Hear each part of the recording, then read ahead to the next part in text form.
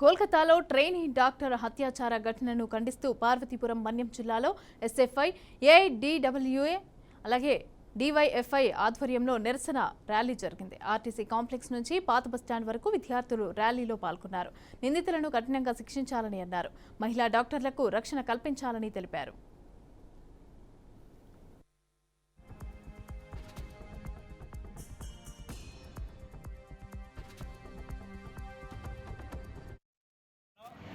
ఏదైతే ఈరోజు కలకత్తాలో జరిగినటువంటి సంఘటన చాలా దారుణమైనటువంటి సంఘటన ఈరోజు మన దేశంలో జరుగుతూ ఉన్నాయి.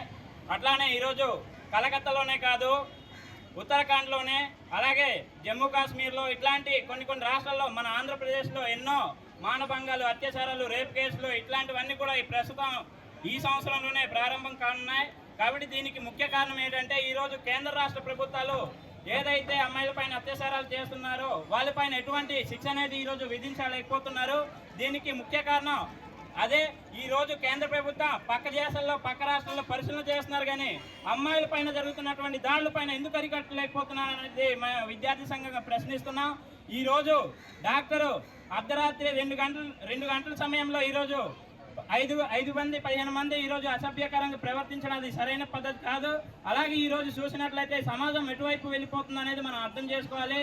అలాగే ఈరోజు మన విజయనగరం జిల్లాలో 5-6 ఏళ్ల పాపని ఈరోజు మానభంగం చేసి చంపేసినటువంటి పరిస్థితి ఈరోజు కనిపిస్తుంది. అలాగే ఈరోజు కన్న తండ్రి కన్న కూతురు మీద అసభ్యకరంగా మానభంగాలు చేసినటువంటి పరిస్థితి ఈరోజు మన దేశంలో కనిపిస్తుంది.